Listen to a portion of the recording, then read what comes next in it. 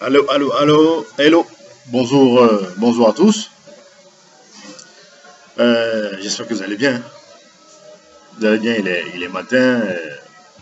J'espère que tout le monde a passé une belle nuit. Bon, ceux qui n'ont pas passé une belle nuit, qui ont eu une nuit tourmentée, j'espère que voilà, dans la journée, ils vont profiter de cette journée, donc pouvoir se reposer.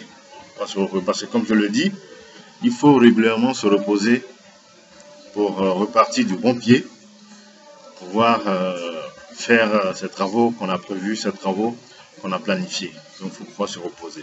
Bon, s'ils ont de petits bobos aussi, ils n'ont pas pu dormir parce qu'ils ont de petits bobos aussi, et il faut aller voir le toubib. Il faut aller voir le toubib qui va vous ausculter et qui va vous prescrire quelque chose pour vous aider. Voilà. Je suis là encore pour un instant d'échange, comme d'habitude. Voilà. J'espère que pour les nouveaux qui me découvrent, j'espère que ce qui va se passer va vous plaire, que vous allez pouvoir tirer un enseignement. Bon, pour ceux qui me suivent depuis un moment, bon, j'espère que voilà, les petits éléments que je fournis ça et là vous aident à vous améliorer. Aujourd'hui, on va parler de la peur. Oui, la peur. Oui, la peur. Nous allons parler de la peur. On a tous peur. Tout le monde a peur. Bon, la peur existe sous différentes formes. La peur existe sous différentes formes. On la ressent d'une personne à une autre. On la ressent de différentes manières. Mais dans tous les cas, les conséquences sont sensiblement pareilles. Donc ça crée des blocages dans notre vie, ça crée des blocages dans toutes nos entreprises, ça crée des blocages dans tout ce qu'on veut faire. Et donc, ça annule nos efforts, ça nous empêche d'évoluer, ça nous empêche de nous améliorer et réaliser nos tâches quotidiennes. Donc, la peur est un problème qu'il faut vaincre. Mandela l'a dit, il faut trouver les ressources. Voilà, moi je m'inspire beaucoup de ces personnes-là, Mandela, Luther King, Gandhi, Mère Teresa, de Dalai Lama et de grands penseurs un peu plus loin, Confucius, ainsi de suite. Il y en a plein, hein? Vous les connaissez, il y en a plein. Donc ceux-là qui par leurs pensées, par leurs citations, nous font partager leurs expériences, leurs combats, leur vie. Pour qu'on s'en serve, pour s'améliorer dans tout ce qu'on fait et donner une meilleure version de nous-mêmes, comme on le dit. Donc, on a tous peur. Mandela dit qu'il a appris pendant toutes ces années de... Bon, je rajoute un peu quelques éléments. Pendant toutes ces années de détention, Mandela dit qu'il a appris que le courage, ce n'est pas l'absence de peur, mais c'est la capacité à la vaincre. Donc, voilà, on a tous peur. Celui qui dit qu'il est courageux, c'est pas parce qu'il n'a pas peur. Il a peur. La peur est présente. La peur, depuis que l'homme existe, la peur existe. Mais la différence entre nous se situe à quel niveau? La différence entre nous se situe à travers la citation de Mandela. Voilà, quelles sont les ressources? Est-ce qu'on va puiser au fond de nous-mêmes les ressources qui nous permettent de vaincre ces peurs-là, qui créent des blocages dans nos vies, qui créent des blocages dans toutes nos entreprises, qui plombent tous les efforts qu'on fait? Est-ce qu'on le fait? On ne le fait pas. Et donc ceux qui le font, c'est ça qui crée la différence d'une personne à une autre. Alors, donc j'ai réfléchi, j'ai fait quelques petites recherches et j'ai une petite technique que je vais partager avec vous. Bon, il y en a qui ont lu dans des bouquins, dans des bouquins spécialisés, dans des bouquins dédiés, des psychologues, des psychanalystes, qui ont des méthodes, mais c'est pas tout le monde qui le sait. Voilà. Et moi, je recommande que ceux qui font des lectures, qui découvrent des techniques, il faut qu'ils partagent, voilà, pour respecter ce vœu-là, ce vœu-là, de partager avec la grande communauté et consolider cette communauté, cette grande communauté de partage là. Donc, il y a Napoléon Hill aussi, qui a écrit dans le livre que je vous recommande souvent, Pensez et devenez riche, où il parle de différentes formes de peur qu'il a réunies en 6 grandes formes. 6 grandes formes de peur. La peur de la mort, la peur de la pauvreté, la peur d'être critiqué, la peur de perdre l'amour, la peur de la vieillesse et la peur de la maladie. Voilà. Napoléon Hill, dans Penser et devenir riche, parle de ces 6 formes de peur-là. Bon, il en existe d'autres, hein, mais vous verrez bien que toutes ces peurs qu'on va trouver, qu'on ressent sous différentes formes, ça se recoupe presque pour se retrouver sensiblement dans les 6 formes de peur que Napoléon Hill fait état dans son livre Penser et devenir riche. Donc, voilà un peu les peurs qu'on ressent, que tout le monde ressent, ben, moi-même y compris, hein. Mais c'est une petite technique que j'ai trouvée en bouquinant, en cherchant, que j'utilise au quotidien. Voilà, ça reste à parfait, hein, c'est ce que j'ai dit. Voilà, il faut que tout le monde est contributeur. Donc, la peur engendre des blocages dans nos vies, dans notre être, dans nos actions. Donc, la première action à faire, la première étape, la première clé, vous l'appelez comme vous voulez. La première clé, la première étape, il faut lister tous les blocages, tout ce que la peur vous empêche de faire. La première chose, il faut lister tout. Et il faut que votre liste, chaque élément que vous écrivez, il faut écrire ça sur du papier. Chaque élément que vous écrivez, il faut que ce soit précis, le plus précis possible. Et la liste que vous avez constituée, il faut que cette liste-là soit la plus exhaustive possible. C'est-à-dire, il faut tout écrire. Il faut tout écrire, puisque ça crée des blocages dans notre vie. Donc, il faut être le plus exhaustif possible. Première action, donc. Première étape. Première clé, comme vous voulez. Deuxième, la liste que vous avez obtenue, il faut la classer. Il faut la classer dans un ordre bien précis. De la plus importante, du blocage le plus important, de l'empêchement le plus important, au blocage le moins important. Et pour pouvoir réussir, pour pouvoir faire ce classement-là, il y a un outil dont je parle très souvent, l'analyse multicritère. L'analyse multicritère. L'analyse multicritère, c'est un outil de management, un outil d'aide à la décision. Ce que tu manages leurs affaires, leur business dans le milieu professionnel, c'est un outil qui a été utilisé dans de grosses entreprises, comme je disais dans l'une des vidéos. Des outils qui ont été créés au Japon, aux États-Unis par de grands spécialistes en matière de management, comme les Peter Drucker et ainsi de suite, et d'autres. Mais je ne dis pas que c'est Peter Drucker qui a créé l'analyse multicritère. Entendons-nous bien. Voilà, pour ceux qui aiment bien les raccourcis. Vous allez le découvrir dans vos lectures de management. Mais, comme je l'ai dit, c'est des outils qu'on peut utiliser partout. Aujourd'hui, c'est des outils qui ont été vulgarisés. On les utilisait dans les grosses entreprises. Avant, c'était utilisé dans les grosses entreprises européennes, et japonaises, américaines. Mais aujourd'hui, dans nos entreprises, ces outils-là sont utilisés. C'est des outils éprouvés, qui ont montré leurs preuves et qui aident, qui contribuent au succès de ces entreprises-là. Mais on peut aller au-delà. On s'est bien rendu compte que ces outils-là, on peut les utiliser au-delà de nos tâches professionnelles, de nos entreprises, et l'adapter dans notre vie de tous les jours.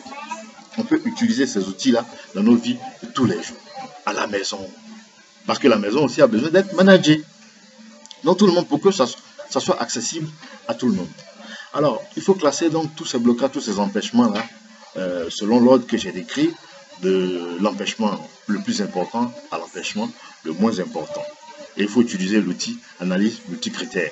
Bon, il y en a qui en font une complication, mais il faut l'adapter, il faut le rendre accessible à tout le monde, digeste pour tout le monde, pour qu'on puisse l'utiliser dans les ménages, ceux qui ont les petits commerces, ceux qui ont les petits business, ainsi de suite. Ça permet de résoudre des problèmes. C'est simple, ce n'est pas compliqué. Il s'agit de quoi? Bon, de façon très brève, hein, comme je l'ai dit dans d'autres vidéos, je vais détailler tous les outils dont je vais vous parler pour vous aider à résoudre vos problèmes quand vous êtes confronté à certaines situations. Des outils bien spécifiques que vous pouvez utiliser pour pouvoir venir à bout de ces problèmes-là. Donc, l'analyse multicritère, c'est quand vous avez classé, bon, on va dire si vous avez trouvé 6 empêchements. Par exemple, je peux en donner, hein. Il y en a qui ont peur de parler en classe pour nos amis élèves. Il y en a qui ont peur de parler à une femme. Il y en a qui ont peur de parler à leur patron. Si on a peur de parler à son patron, comment est-ce qu'on peut aller discuter de notre avancement? Voilà, autant de blocages. Il y en a qui ont peur de parler en public. Ça, le tract, ça c'est beaucoup de personnes. Ça presque nous tous. Ainsi de suite. Donc, bon, ça fait 4. 4 très rapidement, hein, pour vous montrer comment est-ce qu'on peut utiliser l'analyse multicritère pour classer. Donc, à ces 4 empêchements-là, on va trouver des critères. On va pas trouver beaucoup, hein. Bon, là, moi, dans mon exercice, j'en ai trouvé 3. Vous pouvez en trouver plus, hein, ça dépend. Ah, d'une personne à une autre, on est différent. Donc, premier critère, l'incidence, la conséquence de cette peur-là sur notre vie. Premier critère. Deuxième critère, l'urgence. Quelle est l'urgence? Voilà. Par rapport au blocage que ça produit sur nous, quelle est l'urgence? Troisième critère, notre capacité. Déjà, avant de commencer à mener des actions pour vaincre cette peur-là, quelle est notre capacité à vaincre cette peur-là, déjà, actuellement, dans notre état actuel? Donc voilà les 3 critères-là. Et ces 3 critères-là, il faut faire ce qu'on appelle un système de pondération. Un système de pondération. Et on va noter, on va donner un poids à ces critères-là. Un poids entre le total fait 100%, hein, le total fait 100%. Donc il y en a un, j'ai dit par exemple, le premier critère, ça va faire 50%, le deuxième critère va faire 30%, et le troisième critère va faire 20%. Quand on fait la sommation, ça fait bien les 100%. Et nos 4 blocages, on va les noter entre 0 et 10. On va leur donner des points entre 0 et 10. Vous regardez, hein, bon, on peut le faire, vous pouvez vous réunir à 4, à 5, peu importe, et puis vous donnez des notes. On va donner des notes. Bon, alors ainsi, vous présentez ça dans un tableau. Bon, si vous prenez le blocage, là par exemple, ce que j'ai fait ici, le premier blocage, la peur de parler en classe pour nos amis élèves. Donc l'incidence, quelle est l'incidence sur nous? Bon, on va donner par exemple 8, et l'urgence, on va donner 7, et la capacité, notre capacité à vaincre, on va donner 3. Donc on va faire un exemple, hein. Si on veut faire les autres, ça va prendre trop de temps. Comme je l'ai dit, tout ça, ça sera détaillé plus tard. Et l'incidence, on a donné 8. On va multiplier ce point 8 là par le poids du critère. L'incidence, le poids du critère, incidence, c'est 50%. Donc on va multiplier 8 par 50. On va trouver une note. On va multiplier l'urgence, le critère urgence pour l'empêchement, le blocage 1, peur de parler en classe.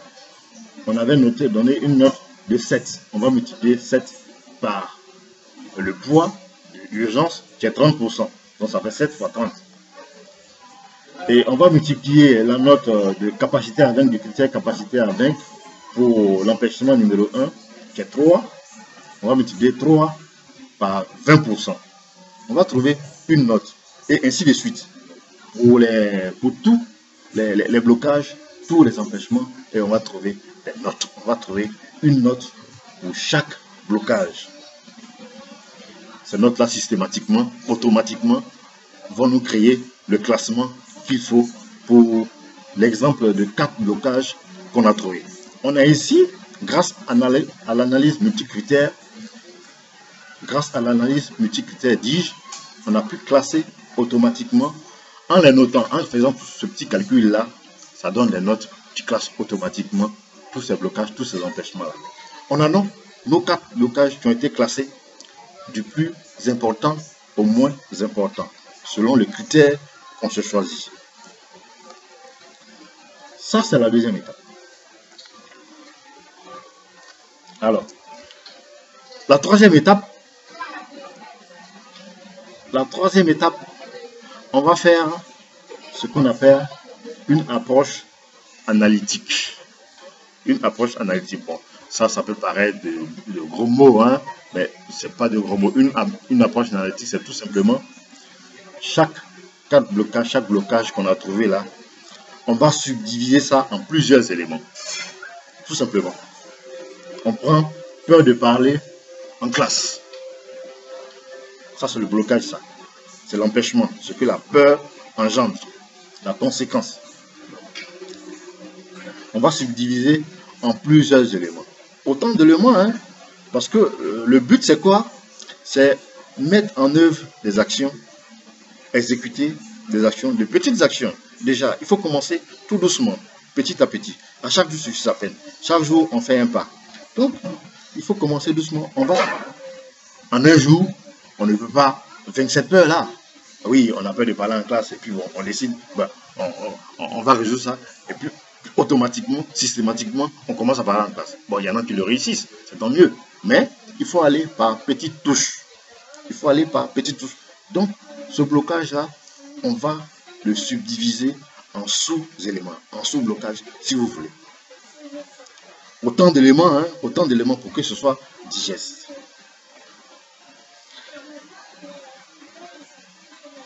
Après cette subdivision, on va passer à la quatrième étape. Et là, on va faire un plan d'action. Encore une fois, le plan d'action. On va faire un plan d'action. Tous ces petits éléments, tous ces petits blocages qu'on a trouvés, on va les fondre dans un plan d'action. Et à chaque petite action, on va associer une date de départ, une heure de départ, une heure de fin, avec le résultat qui est attendu. Et ce plan d'action, on va l'écrire, on va le coucher sur du papier, qu'on va l'emporter partout sur nous, partout où on passe, on va l'emporter sur nous, qu'on va lire régulièrement. Dès qu'on a fini, on passe tout de suite à l'action. On n'attend pas. Dès qu'on a fini, on passe tout de suite à l'action. Pour éviter la procrastination, on parlait de la procrastination la dernière fois. Il faut éviter la procrastination. Il ne s'agit pas de commencer et arriver à cette étape, aller ranger cette étape du plan d'action. Un plan d'action, oui, où on met toute notre foi et notre persévérance. Et puis on va ranger, ça va servir à rien. On va ranger dans le placard. Non, on ne procrastine pas. On a donné des petites méthodes pour pouvoir vaincre la procrastination. On va donc passer à l'action. De la première étape, la première action à la dernière action. Ça, c'est la quatrième. Cinquième étape, on va faire quelque chose que certains ont l'habitude de faire. Chaque jour, vous faites ça autant de fois que vous voulez. Vous prenez votre plan d'action, vous partez, vous arrêtez devant votre miroir, vous regardez, vous lisez votre plan d'action à haute voix. Vous lisez votre plan d'action à haute voix. Et vous vous dites que vous êtes content de vous, que vous êtes fier de vous, que le plan d'action que vous avez couché sur du papier là, vous pouvez réaliser ça. La première étape à la dernière étape. Vous répétez ça à l'envie. Vous criez, vous riez, vous chantez. Faites tout ce que vous voulez. Vous dites que vous êtes fier de vous. Et que vous pouvez faire. Dès que vous sortez de la douche, vous mettez ça en œuvre. Voilà. C'est de petits topos, de petites techniques comme ça que dans mes lectures, je découvre. Et puis bon, par rapport à mon inspiration, je complète, et ainsi de suite, pour pouvoir synthétiser ça sous ces formes-là, avec de petits outils comme je vous en parlais, qui vont étayer ça pour aider à la mise en œuvre. Ouais, parce que c'est bien beau de venir évoquer des théories. Bon, bien souvent, ça peut embrouiller certaines personnes. Donc, j'ai fait l'effort de simplifier ça avec de petits outils pour que ce soit accessible à tout le monde et que ça facilite la mise en œuvre.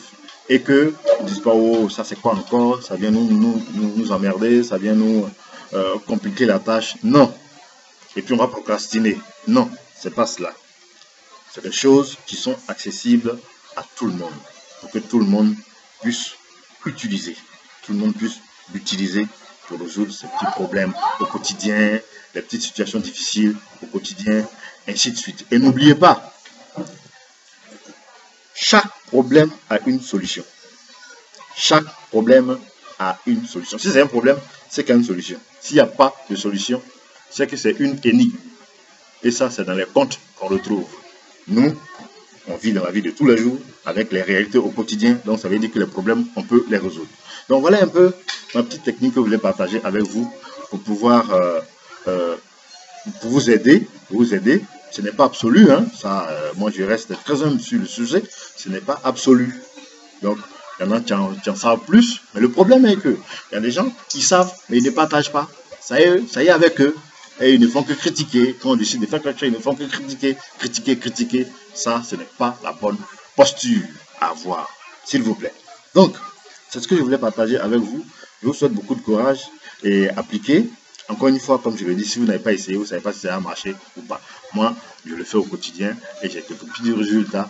Mais bon, ça reste à parfait, hein. On continue. Donc, portez-vous bien. Si tout ce que j'ai dit là, dans tout ce que j'ai dit là, quelque chose vous a plu, ben, il ne faut pas oublier de liker. Voilà, ça va m'encourager. Et puis, il faut partager la vidéo à toutes vos connaissances. Ce que vous aimez, ce que vous n'aimez pas. Ceux qui vous aiment, ceux qui ne vous aiment pas. À tout le monde. Parce que nous sommes tous victimes de la peur. Et il faut vaincre la peur pour pouvoir réussir nos tâches. Allez, portez-vous bien. Et n'hésitez pas à vous abonner à la chaîne. Portez-vous bien. Que Dieu vous garde. À bientôt. Ciao, ciao.